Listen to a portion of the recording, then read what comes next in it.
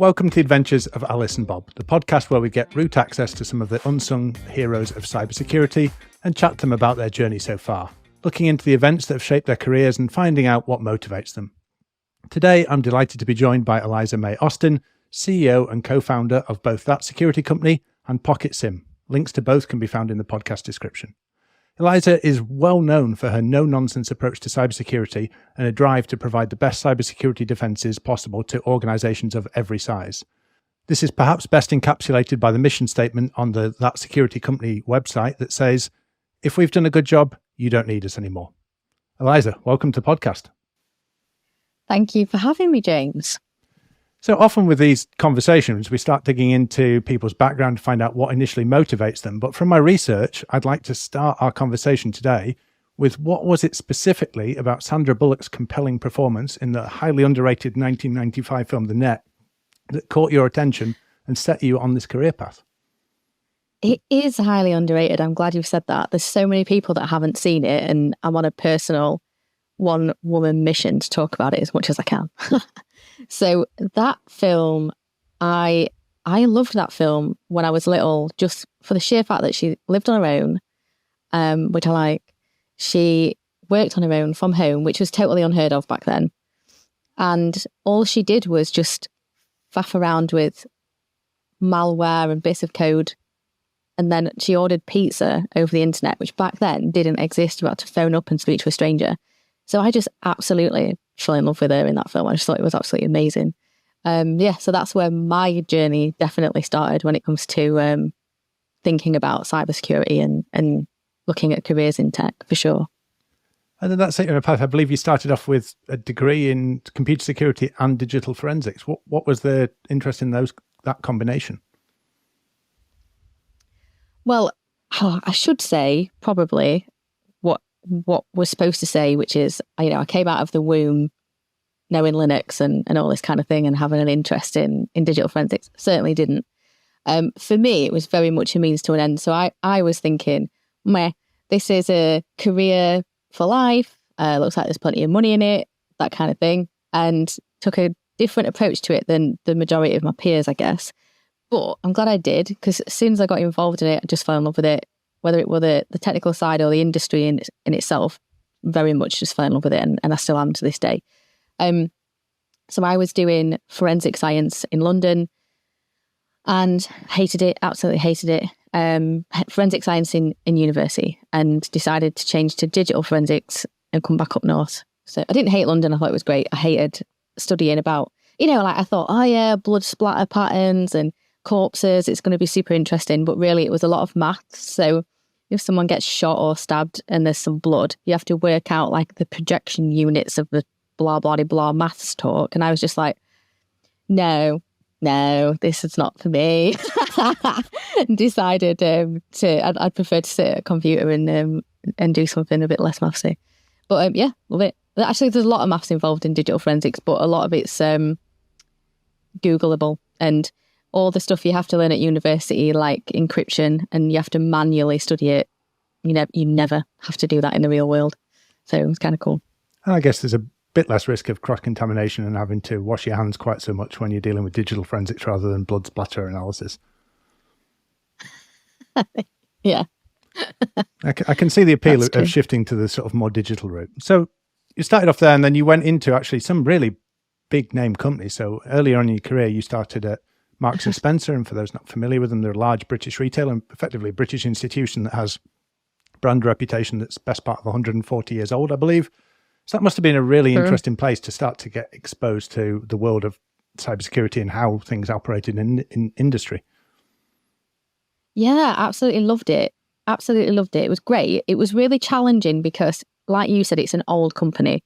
So with any obviously I'm not going to say too much, but with any old company, you have complexities, you have technology that's brought in years later, then migrated and changed, and you have remnants of that. And it's all kind of different things, loads of different people with like tribal knowledge. So there's a lot of weird quirks and complexities in a company like that. That's great exposure when you're new in your career or early in your career. So I really, really enjoyed it. I learned a lot about large corporates, how they handle cybersecurity, the challenges that come with it. Just, what applies to retail versus what applies to banking and all that kind of things, because there's some crossover there as well with them. And because we were a cybersecurity team that had access to all kinds of different things, so we had internal pen testing, internal GRC, infrastructure teams, Linux teams, everything. I had so much exposure so early on that then my only problem became that I was interested in everything and I wanted a bit of, I wanted to be involved in all of the different things, and that my next role was very much, having to step into one of those roles. So it was absolutely fantastic. Really loved it. I would always advise someone new in their career that's not sure what route they want to go down to try and get a job in a company where you're in an internal team, because you get so much exposure. And what were the different domains you got to tackle in there, and why did you choose, to specialize in one of them in the end?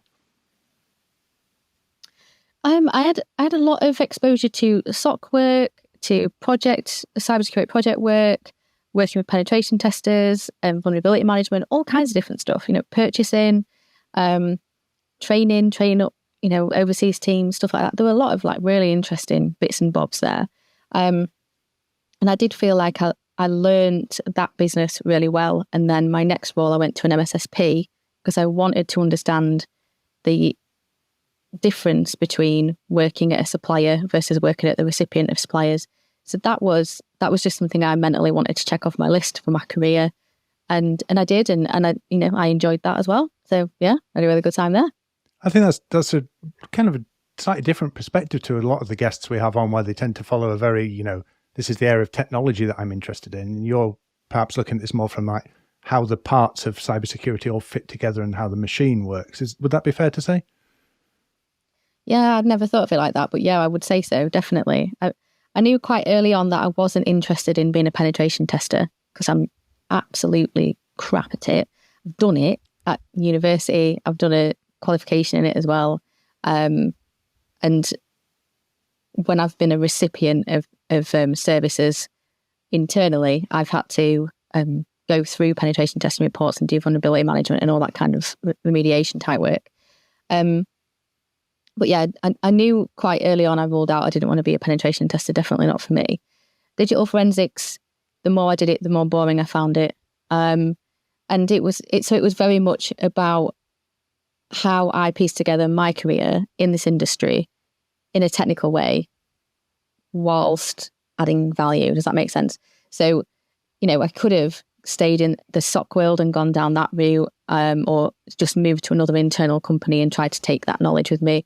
But I did feel like in the back of my mind, always had, I would like the idea to run a business. That would be the dream. I didn't think it was possible at the time. It wasn't possible at the time. So it was very much like, I've got some really good insight into what works, what doesn't work from a customer perspective. Now I want to learn about what's being delivered in an MSSP. Then I went into a company, did a little bit of consulting type work. And then I went into a big financial organisation. So I think I've got quite a good overall spectrum of insight into how services are sold and received. Now I'm not, delivering them on a technical level, which is annoying. But I do often sit and do some courses online, and I think, God, I miss this. And pretty much everyone in the company uses Linux. So I'm using Linux daily, and I'm always in the terminal. So I'm determined to keep myself technical as long as I can, even though I do get a lot of shit in the business for using Nano when everyone else is using Vi. Oh, well, I'm with you on the Nano thing. So it's all good here. Safe space here for that. Before we jump into kind of your journey into founding your own company, so taking that breadth of skill sets you acquired, I know that you've been involved in some interesting incidents over the years as you've kind of gone to all these different companies and looked at the problems businesses are facing. So if it's all right with you, we'll just go through a couple of those. One of them being starting with nation states and TeamViewer. I believe you're involved in an incident with a nation state attack using TeamViewer. How did you know that? We do our research here on Alice and Bob. I've probably mentioned that on something before. So yeah, I mean, I won't say what company that was in, or what the company was that I worked for at the time. But yeah, there's a lot of hate towards TeamViewer, and they are just a company doing what companies do. They're doing what they're good at. So I don't want to throw any shade at TeamViewer. It's not about that. It's just about there's common tools that serve a business purpose, and that certainly does, that can be and are exploited. So a lot of the time, what's good for business isn't always what's good for security. And we can argue the point that security is good for business. It is. But if you are, for example, needing to use a tool that's fast, it gets the job done, and then someone comes in and says, oh, you can't use that. Or this is being instrumental in an attack that's going on all around the world right now. It's not realistic in a lot of cases for businesses to chalk up the money and the resources to go and change those things. But I genuinely don't have anything against TeamViewer, but maybe that's a lie a little bit. It is an interesting example, isn't it, of the kind of modern threat? Yes, and it's something that companies need, or they need something like that to fulfill the business. I remember being at university, and me and a friend, Anthony, who's actually in my team right now, we used to do our work together when we did group work. We used to do our work together, and we used to be on TeamViewer, and we used to drag and drop things onto each other's desktops. And so it's really easy to use. And he used to spam me with like ridiculous pictures and all kinds of stuff. Anyway, besides the point. But this, this particular incident was really interesting because this company that they weren't remotely interesting in and of themselves, but they supplied services that supplied to a company that supplied services to another company that supplied services to government, the UK government. And there was a threat actor that was, a well-known, large, advanced persistent threat, government-funded threat actor that was found in that company using TeamViewer, and they'd got there through another company, and they basically was chaining together to try and get to this government target. So it was a real early on great lesson for me in supplier security and supply chain attacks, and how those different supply chains are chained together, not just in business, but also in attack. So if you, as soon as you bring a supplier on, they become part of your trusted ecosystem. So if you are expecting, I have, a HR company. So if I'm expecting that I might get an email from my HR company about something, I could just see it's from Hannah, click on it, and it's not from Hannah, it's from someone else that knows Hannah that works there, and they're interested in getting to us because they're interested in one of our clients. So that's one of the few reasons that we don't disclose who our customers are. So no one will ever find on any of our websites or emails, anything, LinkedIn, nothing, any of our customers. We don't even follow our customers on social media because we're so committed to not putting them at risk. Not that we're at risk, but we are part of a supply chain. Some of our customers are high targets. So that was a lesson really early on that was super interesting. Yeah, and it seems to be that combination of kind of targeting the supply chain, so you're not directly going after a company, and then using these native tools rather than malware payloads that risk being detected or will be flagged by system. It's compromised identities, legitimate software. These kind of attacks, I think, are very hard to track down and detect and actually stop once they're established in an organization. Have you got any advice to companies who think we don't even know if we've been targeted by an attack like this? Where should they start thinking about these things?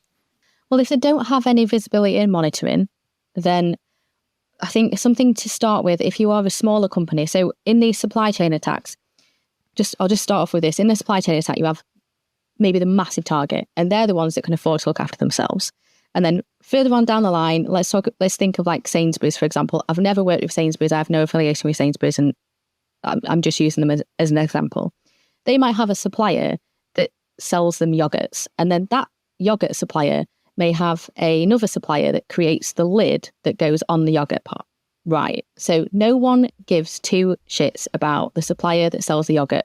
People give less of a shit about the supplier that sells the lid that goes on the yogurt, or that they have the machine that puts the lid, whatever. Right.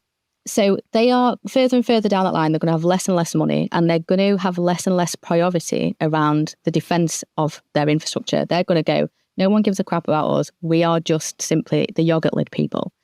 Now, if if Sainsbury's was a huge target for you and it was, could cause loss of life, or you could get, millions or billions of pounds out of it, rather than use up your resources, smash through 0 days trying to get in and penetrate that company that's got a huge cyber team, suppliers trying to, they're really putting the effort in to defend themselves, you may as well go and target the yogurt lid people, the yogurt company, and then become part of the ecosystem of trust that is that retailer and try and get in that way.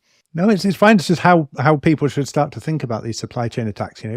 If they're thinking, I have no idea whether we could be impacted by this. We deal with maybe some government agencies. We deal with, like you say, a Sainsbury's. We are the yogurt lid manufacturer. Where should we start with thinking about protecting ourselves against this, especially if we've got limited budgets?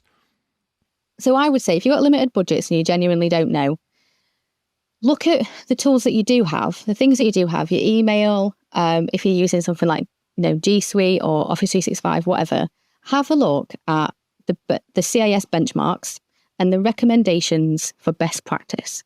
So you've already got these tools. 9 times out of 10, they've got security functionality that are being underutilized. So just fully utilize those things, research and see what you can do for free. It's not going to cost you anything other than a bit of time. Maybe some resources to implement it. Or if you're using, Google Workspace or Office 365, there's documentation there that tell you exactly what you need to do. So the bare minimum, I would say, make use of the functionality you've already got.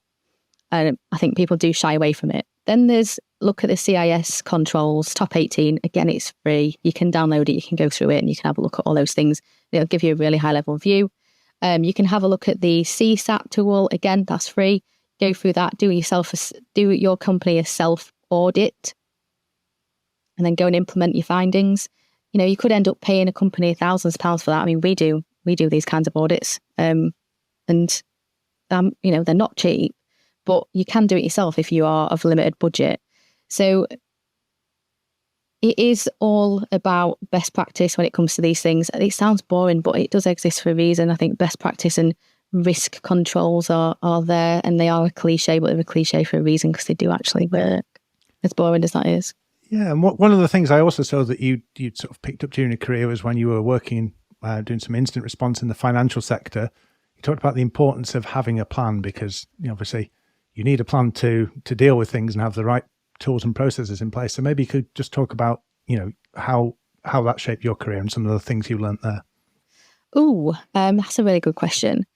So some of the things I learned there is the financial sector is dull as dishwater. Sorry. No, I'm not sorry. It's true. No, it was interesting, but I think the bigger the company, the bigger the silos, and it can become quite boring. So it was a huge difference to like the benefits of what I was saying before about working at Marks and Spencer when I had good insight into loads of different things. Sometimes with big companies and big financial companies, they have a team for each of those little things, so you don't really get that insight, which is can be a little bit boring if you're like me and you're a little bit like a meerkat wanting to look at everything. Yeah, there's been multiple companies that we've worked with since we started the business that they've called us 1 o'clock in the morning, afternoon, morning, whatever. They've called us. They've not been a customer, or they might have been a penetration testing customer or something small like that. And something's happened and they've gone, we don't know what to do. Let's ring that security company, which is great. I'm glad that we've got that brand. So they'll ring us and we'll say, right, okay, if you've got an incident response plan, if you've got a disaster recovery plan, and they'll go, what's that? Some of these are quite big names as well. We're like, shit. Sucks to be you. And then you have to sort of be incredibly reactive. So I think the importance of planning is incredibly beneficial. And although it's one of those things that you can sort of kick the can down the road and think, okay, we just got to finish this project. Okay, we've got change fees. Okay, we're just onboarding a new person. Okay, we're changing tools and providers. And before you know it, 2 years have gone past and you've still not got this plan in place. And it's really important. So for example, if you've got a business and you don't understand if your customers, on a very serious level, if your customers are more important than your investors, if your investors are more important than your customers, if your staff are more important than both of those, or what? So in what order can you sacrifice your what you're serving, right? So if you get hit with ransomware and you have nothing, everything goes to shit, right? What do you have to please first? Customers, investors, suppliers, whatever, right? Just simple things like that is really good to understand, because otherwise you're going to end up with different parts of the business with different missions. Yeah. And we can all say all of them should be of equal importance. Yes, okay, but we live in a real world.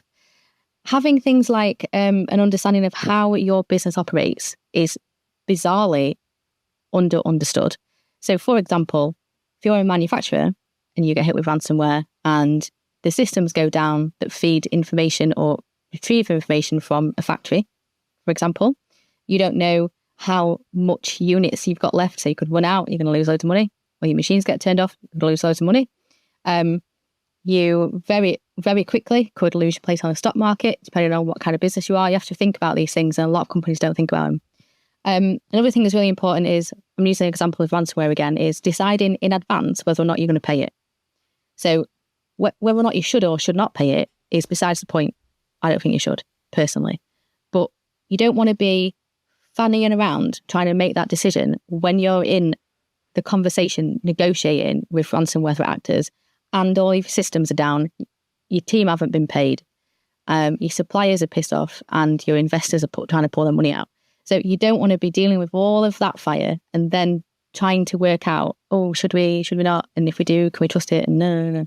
So just even if it's just those very, very high level but massively important questions, they need to be answered in advance. And the people that are the decision makers, the board, the people that are head of department, they need to understand what they're doing.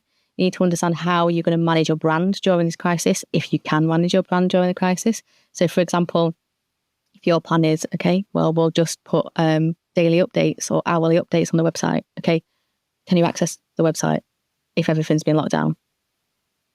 Don't know. It's good to work that out. A really good way to do that is through a tabletop exercise. You can get another company to do it. Again, something that you can do it yourselves if you can be neutral about it. So if you're not just like, well, in theory, we'll be fine, then I would advise get an external party to do it. But things like that really do add value. And there's some really, really important things that you need to be honest with yourselves about. Are we capable? No. How do we get there? I think that's some great advice. And, just getting people to start to think about, we always talk about this thing of assume breach, but we're often talking about it in terms of like technical investigation. Actually, in terms of the business processes around it, if you're assuming breach, what are you going to do as a business about it? What's your, simple things like, would we ever pay the ransomware? Is there a legal hurdle to us if we do decide to do that? Could we potentially breach some laws by doing that, and things like that people haven't often thought through? And that's not the kind of conversation you want to be having whilst your company is being taken down at the same time. So really good advice for people. Yeah. And also, just again, the whole concept of having an internal audit, you don't have to put the pressure on yourself to go and hire like one of the big four to come in and do an audit that aligns to some arbitrary framework. You can do an audit for your own peace of mind that says, okay, if we were to be attacked, yes, we would be in a position to recover from it. And we've got the evidence because we've done this audit on ourselves and we've told ourselves this. And this is based on fact. So, for example, where are your backups? Do you have backups? And if you were hit, would you be able to recover from them? And would you be able to make sure that they were sanitized or that they were, trustworthy backups? That kind of stuff, really simple stuff. But it tends to be those important questions come up when you've got 60 people on a call having a nervous breakdown. While we're talking about preparedness, actually, purple teaming is something I've heard you talk about quite a lot and you're clearly quite passionate about. Maybe you could explain to listeners what purple teaming is and how it can actually help organizations. I came up with an analogy recently, which I like, but a few people have just been like, I don't get it. I'm going to go with it anyway. Let's try it out on the audience. Okay, so let's say that you have a pen test. So a penetration test where you test something of a very, very tight scope. So it might be an application, mobile app, or a particular area of an application, or a server of some sort. So that would be, let's say, I'm going to say the contents of a fridge, right? So I want you to come in this door and go to the fridge. And that route that you take in order to do that, I want you to test that, make sure you can do it. And then I want you to see what you can get out of my fridge. Right, okay. So that would be a very tight, narrow scope of a pen test. So a red team would very much be, the target is a fridge but I want you to get in any way that you can. So back door, front door, windows, chimney, whatever. Smash through the walls, get in any way you can, and then just see what you can do when you're in there. And then tell me about it after. A purple team is adversary emulation. So you would say, okay, I want you to get to the contents of my fridge. Purple teamer would say, your most likely adversaries don't care about your fridge. We'll look at it, but what they're interested in is your wardrobe. Okay, for example.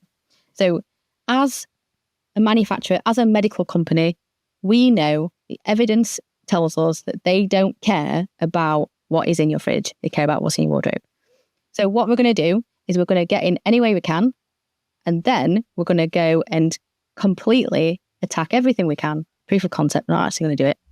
But we're going to do it open book. So your defenders can watch it while we're doing it. So in this scenario, you might have CCTV. It's not. It'll be SIEM. And we're going to make sure that they can see everything. So there's no blind spots. So putting that analogy aside for a minute, what a purple team it does, it enables your defenders to identify what they can and can't see and what they can and can't do. So if I was if I was going to attack a server, your server, and I might say, right, turn to page 11, section 3. I'm going to run this command against the server. Run it. I'm not going to do it because I'm rubbish at penetration testing. So run it. Boom. Then I would say to your blue teamers, right, can you see it?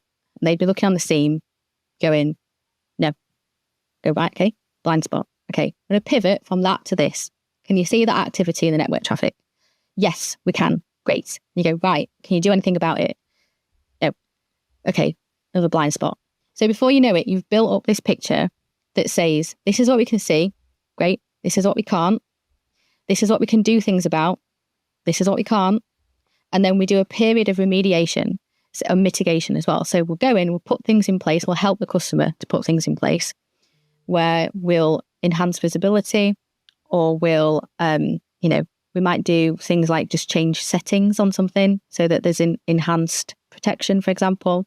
We'll identify where there's overspend, where there's duplication of tools, where there's crap staffs, put all that in a report, mediate it as best we can, and then we'll run the exact same attack word for word again. And we'll be able to present then to the CISO, head of IT, or whoever, this is where you were before, it was all red. This is where you are now, it's all blue and purple. So rather than having amber, yellow, green, it's either hackable, compromisable, or it's not. So it's either red or it's blue. So that's how we run purple teams. It's different to how other people do it, but I think how other companies do it isn't as valuable in all fairness. And it's a really good training exercise in the sense that once you hand over that playbook, you hand over the threat report so they understand who their adversaries are. They understand how that they're being attacked by the adversaries. They understand what they can and cannot see and what they need to do in order to defend against it. They can then rerun that every year if they want, just make sure that their defences are in line with their most likely adversary. There's no point in your defences being irrelevant to your adversaries. Just makes no sense. I think this is interesting because this kind of charts back to your early career journey where you were going, we're not just going to focus on this like one technology thing, which is, the high-tech fridge that the red team are trying to break into. We're going to understand all the processes that go around it and help the business improve their overall processes to reduce their risk to achieve that goal using people, using technology, using education all together there. Would that be fair to say?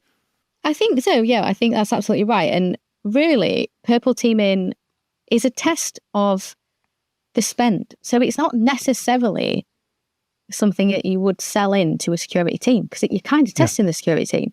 It's something you'd sell in at a more strategic level, so a CTO or a CEO. So the reason being is sometimes it's hard for business leaders to look at the amount of money that they are spending on cybersecurity, this thing that's non-tangible. It's hard for them to look at that and go, okay, this is worth the money that I'm spending on it. Because a lot of time they don't know if it is. So how do you create tangible results that not only add value to security and the security team, but also add valuable at a more strategic level to say, okay, the money you spent on your MSSP is good. Your MSSP are good or crap. The money that you spent on tools has been wasted. You've got 2 antivirus products. One's called MDR. Or or you've got a SIEM, but also you've got a second SIEM that you didn't realize was a SIEM, kind of, that your IT team are using, but you could be utilizing that differently. So there's loads of different ways that you can identify cost saving as well, which is one of the biggest ways in which we get it in, rather than trying to sell Purple Teaming to security professionals. If you try and sell it to CFOs, CEOs and CTOs, it's more about how do we identify if what we're doing is actually working, because just not being hacked is no longer good enough. So a lot of the time you can't go to a CEO and say, oh, we've not been hacked, therefore it's working. It's better if you can go to them and speak the language of finance. And do you ever encounter pushback where, you're trying to talk to people about Purple Teaming and they think they've got it covered already, or they think they're already doing Purple Teaming, but perhaps they aren't really? Yeah, all the time. It's actually not the easiest of things to recommend into a company, to be completely frank. And a lot of that is down to misunderstanding. So there's a lot of companies out there that will sell penetration testing or vulnerability scanning and call that Purple Teaming. And the way that they'll wangle it is that they'll sell you a consultant to help with the remediation. So, I mean, it's not a bad service, really, if you ask me, but it's not Purple Teaming. It's kind of what you should be doing anyway when it comes to penetration testing and red teaming. Or there'll be automated Purple Team, which will be, again, a vulnerability scan or a passive vulnerability scan that will pop up and say, this agent has detected that this machine is no longer in support. We recommend updating it to this. Okay, I don't understand how that's Purple Teaming. So there's a lot of things being missold as Purple Teaming. It happens all the time in this industry for some bloody reason. So, for example, like SIEM, you get a lot of log aggregators selling themselves as SIEM. You're a log aggregator, you aggregate logs, which is great, and there's a need for it, but it's not SIEM. It's not the same thing. So it is what it is. We just have to rise above it and try and prove the worth in what we're doing, rather than try to dismantle what other companies are doing. Yeah. And before we kind of dive into the founding of your companies and how you started actually taking those services to people, one of the things that people often say is, careers in cybersecurity can be tough. You've got being on call, you've got dealing with incidents on sociable hours, but there's often hidden dangers. Now, what can you tell us about doing a roly-poly during a night shift? Oh, God. So this was at said financial company. Me and a colleague on the night shift were bored. We were so bored. So we decided to see if we still had it and we could do Roly-Polies. So I think we were like in our 20s at the time, late 20s. We were like, let's see if we can still do Roly-Polies. And yeah, we can't. So I did one, almost knocked myself out. I basically just headbutted the floor, nearly knocked myself out. He was really tall. He managed to do one, but he got a carpet burn on his neck. And yeah, hilarious. I love stuff like that. This is the best thing about working nights. If anyone is like, don't work nights, it's really bad. I personally like it. I am a night owl, but you can have a bit more fun. You get all the M&Ms. You get fat, but you get all the M&Ms. You get, all the Diet Coke in the fridge, and then you get to do Roly-Polies on shift. It's great. There we go. Fine advert for cybersecurity and working night shifts there. So you've taken all that experience from working across those different companies. You've learned how the parts of the business come together. You've obviously got some, really strong opinions and good ideas around how businesses can actually realize value and improve things. And then you've taken that and you've gone on to start your own company. Was that always part of the plan? Did you always think, I need to be my own boss? Or was it just something that you saw an opportunity in the market and thought, this is what I should go for? No, I mean, it's crazy, really, because from being a little kid, I just dropped my wine on myself. Don't waste it. From being a little kid, I always wanted to be a boss of my own business, but very, like in a very superficial, stupid, immature way. So, I wanted to like stomp around in my mum's heels and a skirt suit and tell people what to do on a flip phone. And I don't have a flip phone, but other than that, pretty solid. I've got my own heels now, but yeah. I wear my Uncle Brian's. I don't know what I'm talking about. Yeah, so I very much concentrated on my career in getting the skills I needed in order to be good at my job. But looking back, maybe somewhere in the back of my mind, I was thinking of a business. Just the sheer fact that the jobs that I was choosing, the companies that I was choosing to spend time in, and the duration that I wanted to be in those companies was aligned with what I wanted to learn while I was there. And then that's what I've brought to the table in this business.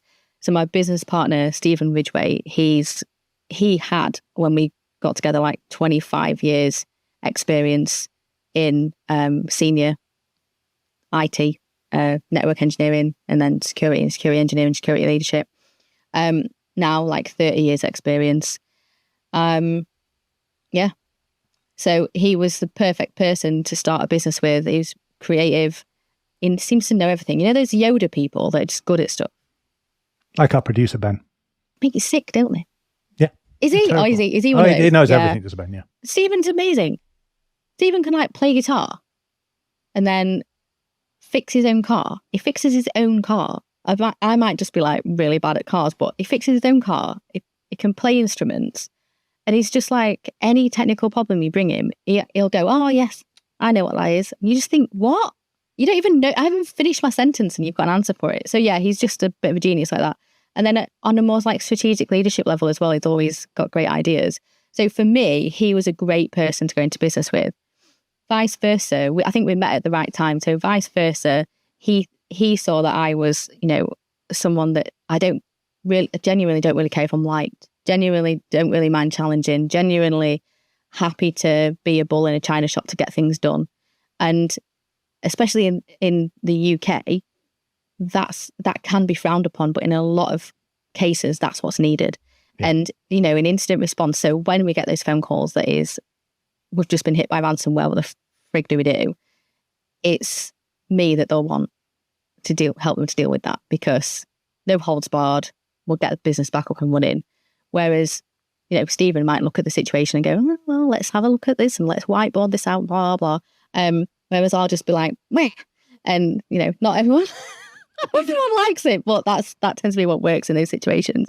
So we're very much like yin and yang when it comes to our business. And I realised he was a good business partner when I met. He would be a good business partner when I met him, and he realised the same for me, and that's how we ended up just working together. So is this just a conversation that was sparked up in the office? Was it, a Friday night after work down the pub? We've got an idea together. We could do this thing. How did it start? Well, actually, it was very much we were moaning about things in industry. So we were moaning about how MSSP services were being delivered. Right. We were having a whinge about that. We were whinging about if we were to run a business, if I were to run a business, I would do it like this. And he was like, if I were to run a business, I would do it. And then before we knew it, we were 2 bottles of red wine down going in the pub, we've just wrote a business plan. We registered a domain name, which was That Security Company, which, by the way, is ridiculous. And the Google algorithm hates our company. But yeah, before we knew it, we were sort of moving forward with this. We had a very serious conversation about our lives, what it would do to uproot our lives. And we decided to just go for it. And you founded 2 companies at the same time, right? You've got That Security Company and you've got the Pocket SIEM, or are they all under one umbrella? Yeah, it's all That Security Company. Pocket SIEM is a brand, but because it's so cost effective and we've gone down the route of, and everyone, people advise me strongly against competing on price and all this kind of thing, but I don't really. We built Pocket SIEM to be affordable. Right. So it's an affordable SOC and SIEM service. We didn't want to cheapen the That Security Company brand by getting people to ring us and say, can I have penetration testing for 50 pence, please? No, fuck off. So rather than having those difficult conversations, we thought we'll just brand them differently. And I think we did it too well, because it looks like we've got 2 companies. We don't. We have one company, That Security Company, and then the Pocket SIEM brand sits under it. And what have been some of the biggest surprises or challenges when it's come to running your own company that you just haven't anticipated? I think one of the biggest surprises, to be completely honest, was that we built the Pocket SIEM brand to be aimed at small to medium-sized businesses that needed to sort of tick off SIEM and visibility. And we even called it pocket SIEM. So we're saying to people, this is for smaller businesses. And the quickest uptake has been large companies. I mean, huge. And we've been shocked at how we've managed to do that. And that's fantastic. And, we're loving it. But yeah, it's sort of, we built this brand for this particular demographic, but it resonated during lockdown with these bigger companies that were being told, you have to make savings in this area, or we're not getting the value from this particular company, and then they'll come to us. So that's been really, really cool and really surprising. Another surprise has been the fact that the vast majority of our customers, not just with SIEM, but with other services as well, have come to us as sounds terrible, but kind of as a last resort. So they've been through some of the really big vendors that are competitors of ours and been burnt, and then come to us as like we'll give these guys a go. And then ended up kind of happy. And that's nice, but that's really surprising. We did not expect that. We were thinking we were going to get, little yogurt lid companies that no one had heard of. And how do you make sure? So obviously you're saying, you're trying to make it as affordable as possible, and you've done a little bit of brand separation, so it's not, devaluing your sort of that security company brand. How do you make sure that Pocket SIEM, even though it's, the affordable option, how do you balance that with delivering value for customers? Yeah, so we do that by offering open source. So the margins on MSSP services are really tight, and a lot of that is down to licensing. So we just removed that from the equation. So we don't license anything. We use open source. That scares a lot of people, but I always say, are you using Linux in your infrastructure? Yes. Then you already using open source. So that doesn't tend to be a major issue. A lot of it is storage and the fees that come with storing your customers' data, churning through it, and all that kind of stuff. So what makes us different is we build the SIEM in the customer's environment. So we don't take their data away from them and then hold it in a multi-tenant solution. So what tends to happen normally is you have a multi-tenant solution that's got all of your different customers in it.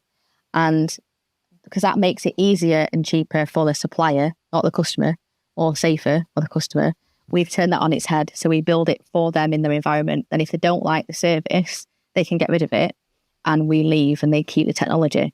So they're buying a SIEM, they never have to buy it again. If they look after it, they've still got to take the SIEM in 10 years' time. So we've tried to think of it in how it benefits the customer, and it just so happens that those things are cheaper. So because we're not buying, like a massive ArcSight or something like that to sit at our SOC side and feeding everything into it, we're saving a load of money, so we can afford to give those cost savings to our customers. Something else as well is we don't resell. So reseller margins are so tight that it's unbelievably tight. You're talking like pounds, a couple of pounds per user on some things. So really, really tight. We just refuse to do it. We've had some massive companies that have come to us and they want to use our network and they want to resell through us. We don't do it. We also don't resell. No one resells us and we don't resell anyone else. So there is no one else on the planet that is also reselling the Pocket SIEM service, or any of our services actually. So that's kind of cool. So we can keep the cost down in a lot of different quirky ways. And because me and Stephen, my business partner, have been on that delivery side before, we know where the price gets amplified, and where, because they're making up for these little margins that they've got. Because we don't have those little margins, we don't have to amplify the cost in other areas. So it's quite easy, to be honest. So it ends up being just basically quite a fair deal for the customer and a fair deal for yourself then. Yeah, fair deal for the customer. We're solid, we're absolutely great out of it. We wouldn't do it if we weren't. And that's it really. So, I'm a CEO, but I'm not out there on private jets and buying a yacht just yet. Maybe next week.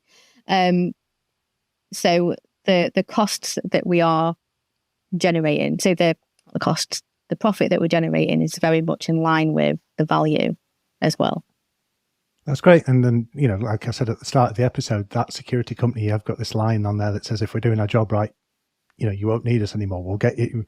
And you're doing the same thing there with the SIEM solution of, if you don't need it anymore, we've built it for you. It's there. It's established. You just need to water it occasionally, and you're good. That's refreshing. We do say to our customers, one of the saving graces is if you don't like the service, get rid of it. You keep the SIEM. If someone wants to leave us, we see it as being we've done something wrong. Therefore, we'll hand over to them, train them up on how to use it, and then we'll bugger off. Something else we do, which our competitors do not do, is a self-sufficiency plan. Right. So we have different. I'm conscious I'm not going to be too salesy here, but I just want to talk about like how other companies aren't doing this in industry. Maybe they should, and it certainly is working for us.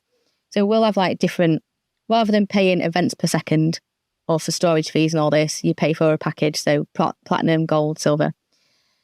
Now, if a company has decided they want to be self-sufficient, so they want to internalize their SOC, they want to build a SOC, build skills, processes, all that kind of stuff within 2 years or 3 years, we can start them off on one tier and then move down the tiers. While we're doing that, we're slowly handing over, training up their internal team with the knowledge that we are leaving. So we're not trying to sell to them. We're not trying to get a renewal every year or every 3 years. We're literally, the plan is we're going to come in and we're going to get you to a point where you don't need us anymore. And that's something that does attract a unique type of customer that has a plan. They might have a CISO in place or a head of IT or a CTO that's decided we don't want to faff around with all these vendors. We want to be on our own, self-sufficient, but we need to get started. And going with something like this is a good way to do it, because then by the time you've got to that lower tier, you kick us out, you've got a SIEM, it's refined, it's working, and all your staff are trained on it. So if there's people out there listening to this thinking they have similar ideas to, reapproach an area of cybersecurity, product management, whatever challenge they're trying to solve is, what's your advice for them to get this from a kind of an idea in their head or a kind of a rant down the pub into a business plan and actually take this thing forward? So what we did, and it really did help, is we didn't put any pressure on ourselves for the first year. So we weren't like, right, okay, we're going to go out and sell. What we did was we attended conferences, and we just like wore our t-shirt, wore our hat, handed business cards out, all that kind of cheesy stuff. We studied the tools that we wanted to use. We made mistakes. We reached out to contacts we already had and said, hey, can we deliver purple teaming for you at cost? So, it's going to cost us this much to do it. Really transparent. It's going to cost us this much to do it. Can we do that for you? And just to get feedback? Yeah. Or we'd, swallow the price and say, can we build this SIEM for you in your environment for like a university or a charity or something, for example? We'll build this for you. Can you use it for a month and just let us know what you think about it? If you don't like it, we'll get rid of it. We'll remove it for you. If you do want to keep it, we'll just train you on how to maintain it and then we'll leave you alone. Yeah. All right. So you make offers like that are going to benefit you and don't expect the earth in return. These companies can't put their trust in you. You don't have a background yet as a business. So we just sort of took the pressure off ourselves for the first year, and just did wacky stuff like that and got our name out there, and got some really good referrals that way. So, if we deployed it into a charity, we'd say, do you mind just referring us into your contact at so-and-so? Sometimes they'd say, no, bugger off. And sometimes they'd say, yeah, absolutely. Yeah. So instead of focusing on just like out and out growth and ARR, actually building trust, building a reputation, and then you're in a good place when you actually come to charging. Now that makes a lot of sense there. We're nearly out of time today, but I just wanted to ask you, where do you think the security industry and specifically actually your companies, where do you want them to be in 5 years' time? The security industry. Okay. So the security industry worries me in a lot of ways because there is this narrative constantly of you don't have to be technical to be in cyber. And I'm afraid you do. Unless you want to be on the peripheries of cybersecurity, so, sales, recruitment, service management, all that kind of stuff, it's all valuable stuff and we need it. But if you want to be in a technical role in cybersecurity, sorry about the traffic, if you want to be in a technical role in cybersecurity, which is where we do need the bodies, we do need people in those areas, you do absolutely need to be technical. And it kind of scares me a little bit that there's so much discourse around promoting the non-technical side in cyber and sort of diminishing the achievements of people that have been at the forefront of development in digital forensics and penetration testing and, bug hunting and all that kind of stuff. So that concerns me. I'm worried about where that's going, because I am interviewing people and receiving CVs, and there's a lot of the time they're saying, I want this much, with no experience and no technical ability, but they've come through like a boot camp, or they've been to conferences where they've had someone with great influence talking at them about the fact that they should be valuing themselves this high, despite the fact they have absolutely nothing to offer the industry, and no technical ability and no desire to really get their teeth into it. So I think a lot of people at the moment are looking at cybersecurity through a non-technical lens. And that's sort of the antithesis of what we need. We need more people that are willing to put the time in and not get distracted away from pushing our legal capabilities in this country forward through digital forensics. Managing to actually get those convictions, and also being at the forefront of attack, so that we can defend before we're attacked by our adversaries as a nation. So these things concern me. So there's a lot of concern there around the state of the industry, just from what I'm seeing coming through at the moment. And as for our company, hopefully we'll be doing what we're doing now, but on a bigger scale. We're very lucky in the sense that, I don't know if it's luck or if it's good business practices, if I may say so myself.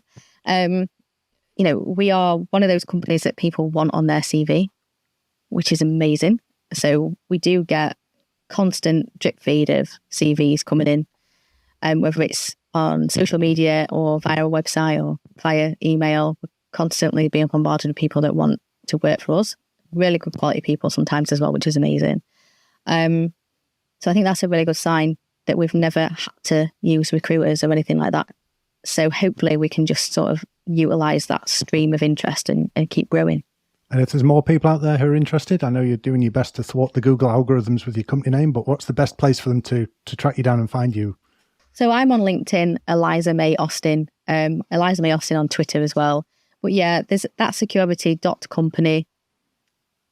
Try and find it. Maybe treat it as a CTF, trying to find our flipping website, or pocketseam.co.uk, and the emails go to the same place. That's great. Well, thank you very much for your time here. That's unfortunately all we have time for on this episode.